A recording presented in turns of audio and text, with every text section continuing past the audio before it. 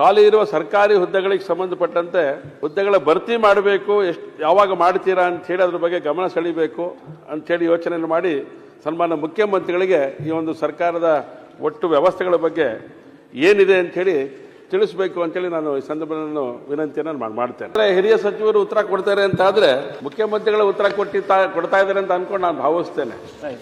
ಆದ್ರೆ ಒಂದು ನಂಬಿಕೆ ಇದೆ, ಈ ಹಿಂದೆ ನನ್ನ ಪ್ರಶ್ನೆಗೆ 3-4 ಜನ ಉತ್ತರ ಕೊಟ್ಟಾಗ ಅದಕ್ಕೆ ಸರಿಯಾದಂತ ನನಗೆ ಇನ್ನೂ ಉತ್ತರ ಸರಿಯಾಗಿ ಸಿಕ್ಲಿಲ್ಲ ನನಗೆ. ಆದ್ರೆ ನಿಮ್ದು ಹಾಗಾಗಲ್ಲ ಅಂತ ಹೇಳಿ ನಂಬಿಕೆಯಿಂದ ವಾಪಸ್ ನಿಮ್ಮ ಹತ್ರ ನಾನು ಮಾತಾಡ್ತಾ ಇದ್ದೆ. ಮಾನ್ಯ ಅಧ್ಯಕ್ಷರೇ, ಉತ್ತರ ಬಂದಿದೆ. ಮಾನ್ಯ ಅಧ್ಯಕ್ಷರೇ, ಒಟ್ಟು 7,76,414 ಹುದ್ದೆಗಳು ಇರುವಂತದ್ದು. ಅದರಲ್ಲಿ 4,91,000 ಹುದ್ದೆಗಳನ್ನು ಭರ್ತಿ ಮಾಡಿದ್ದಾರೆ.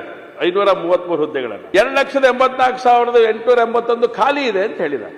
ಖಾಲಿ ಇದೆ ಅಂತ ಹೇಳಿರುವಂತ ಈ ಸಂದರ್ಭದೊಳಗಡೆ ನಾನು ವಿನಂತಿ ಅಂತ ಹೇಳಿದ್ರೆ, ಯಾಕೆಂದ್ರೆ ದಿನ ಬೆಳಕಾದ್ರೆ ಯುವಕರು ವಿದ್ಯಾರ್ಥಿಗಳು ತಮ್ಮ ವಿದ್ಯಾಭ್ಯಾಸವನ್ನು ಮುಗಿದ ನಂತರ ಅವರು ಇವತ್ತು ರಸ್ತೆಯಲ್ಲಿ ಇಳಿದು ಹೋರಾಟವನ್ನ ಮಾಡ್ತಾ ಇದ್ದಾರೆ. ಅವರ ಹೋರಾಟಕ್ಕೆ, ನ್ಯಾಯಯುತವಾದಂತಹ ಹೋರಾಟಕ್ಕೆ ಸರ್ಕಾರ ಅದಕ್ಕೆ ಬೆಲೆ ಕೊಟ್ಟು ಗೌರವ ಕೊಟ್ಟು ಅವರನ್ನ ಅರ್ಜಿ ಕಾಲ್ ಮಾಡಬೇಕಾಗಿರುವಂತ ಜವಾಬ್ದಾರಿ ಸರ್ಕಾರದ್ದು ಅಂತೇಳಿ ನಾನು ಭಾವಿಸ್ತೇನೆ. ಯಾಕೆ ಅಂತ ಹೇಳಿದ್ರೆ ಮ್ಯಾನ್ ಪವರ್ ಏಜೆನ್ಸಿಗಳ ಮೂಲಕನೇ ಇವತ್ತಿನ ದಿನ ನೇಮಕಾತಿಗಳನ್ನು ಮಾಡಿಕೊಳ್ಳುವಂತ ಕೆಲಸಕ್ಕೆ ನಾವು ಕೈ ಹಾಕಿದ್ದೇವೆ. ಆದ್ರೆ ಎಲ್ಲ ಒಂದ್ ಕಡೆಗೆ ಅದು ಸಂವಿಧಾನದಲ್ಲಿ ಇಲ್ಲದೆ ಇರುವಂತ ಸಂಗತಿಯನ್ನ, ಆಕ್ಟ್ ಅಲ್ಲಿ ಇಲ್ಲದೆ ಇರುವಂತ ಸಂಗತಿಯನ್ನ ಮಾಡ್ತಾ ಇದೆ ಅಂತ ನನಗಂತೂ ಅನಿಸ್ತಾ ಇದೆ. ಅದ್ರ ಬಗ್ಗೆ ಕ್ಲಾರಿಫಿಕೇಶನ್ ಕೂಡ ತಾವು ಕೊಡಬೇಕಾಗತ್ತೆ. ಸಂವಿಧಾನ ವಿರುದ್ಧವಾಗಿ ಆ ರೀತಿಯ ಒಂದು ನಡೆ ಆಗಿದೆ ಅಂತ ನಾನು ಭಾವಿಸ್ತೇನೆ. ಆದ್ರೆ 96,844 ಹುದ್ದೆಗಳನ್ನ ಮ್ಯಾನ್ ಪವರ್ ಮೂಲಕ ನಾವು ತಗೊಳ್ತೇವೆ. ಕಾಲ್ ಮಾಡಕ್ಕೆ ನಮಗೆ ಸಮಸ್ಯೆ?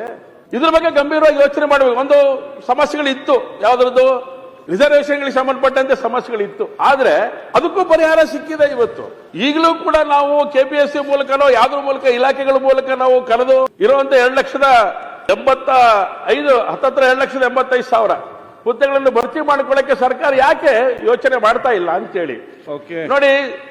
ಇನ್ನೊಂದು ಸಂಗತಿ ಹೇಳ್ತೇನೆ ನಾನು, ಮಾಡ್ಕೊಳ್ಬೇಕಿದನ್ನ. ಇನ್ನೊಂದು ಸಂಗತಿ, ಇವತ್ತು ಮೊನ್ನೆಯಿಂದ ಚರ್ಚೆ ಮಾಡ್ತಾನೆ ಇದ್ದೇವೆ, ನಾಳೆನೂ ಕೂಡ ಚರ್ಚೆ ನಡೀತಾ ಇದೆ. ಯಾವ್ದ್ರ ಬಗ್ಗೆ? ಈ ಒಂದು ಉತ್ತರ ಕರ್ನಾಟಕದ ಬಗ್ಗೆ.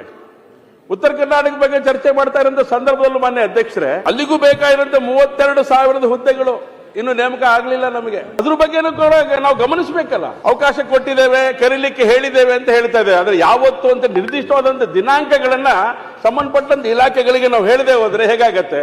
ಒಂದು ಅಂತ ಹೇಳಿದ್ರೆ ಬಹಳ ಮೂಲಭೂತವಾಗಿ ಆಗಲೇಬೇಕಾಗಿರುವಂತ ಜಾಗಗಳಲ್ಲಿ, ಸೇವಾ ಕ್ಷೇತ್ರಗಳು, ಎಸೆನ್ಷಿಯಲ್ ಸರ್ವಿಸ್ಗೆ ಸಂಬಂಧಪಟ್ಟಂತ ಸಂಗತಿಗಳು ಎಲ್ಲೆಲ್ಲಿ ಅಡಕ ಆಗಿದೆ. ಉದಾಹರಣೆಗೆ ಆರೋಗ್ಯ ಮತ್ತೆ ಗೃಹ, ಕಂದಾಯ ಮತ್ತು ನಗರಾಭಿವೃದ್ಧಿ ಇಲಾಖೆ.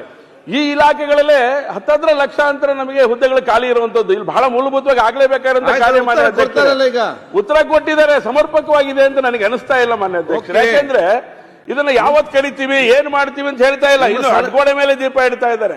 ಹಾಗಾಗಿ ಇದಕ್ಕೆ ಫೈನಾನ್ಷಿಯಲ್ ಕ್ರೈಸಿಸ್ ಏನಾದ್ರು ಇದ್ರೆ, ಇದಕ್ಕೆಲ್ಲ ಅಡ್ಡ ಇದ್ರೆ ಅದಕ್ಕೆ ಪರಿಹಾರ ಮಾಡಿಕೊಂಡು, ಯಾವ ವಿದ್ಯಾವಂತರು ಇದ್ದಾರೆ ಹೊರಗಡೆ ಉಳ್ಕೊಂಡಿದ್ದಾರೆ, ಗ್ರಾಜುಯೇಟ್ಸ್ ಇದ್ದಾರೆ, ಇಂಜಿನಿಯರ್ಸ್ ಇದ್ದಾರೆ, BEd ಆದಂತ ಟೀಚರ್ಸ್ ಗಳಿದ್ದಾರೆ, ಶಿಕ್ಷಣ ಇಲಾಖೆ ಒಂದು ಬಾಗಲಾಕುವಂತ ಪರಿಸ್ಥಿತಿ ನಿರ್ಮಾಣ ಆಗ್ತಾ ಇದೆ. ಹಾಗಾಗಿ ದಿನಾಂಕ ಸನ್ಮಾನ್ಯ ಮಂತ್ರಿಗಳಲ್ಲಿ ನಾನು ವಿನಂತಿ ಮಾಡೋದು ಅಂತ ಹೇಳಿದ್ರೆ, ನಿರ್ದಿಷ್ಟವಾದಂತ ಒಂದು ಗುರಿಯನ್ನ ಇಟ್ಕೊಂಡು ಈ ಕಾರ್ಯಕ್ಕೆ ಶಕ್ತಿ ಕೊಡದೆ ಹೋದ್ರೆ ನಾಳೆ ದಿವಸ ಬಹಳ ಅನ್ಯಾಯ ಮಾಡ್ದಂಗೆ ಆಗತ್ತೆ ಅಂತ ನಾನು ಅನ್ಕೊಂಡಿದ್ದೇನೆ ಮಾನ್ಯ ಅಧ್ಯಕ್ಷರೇ.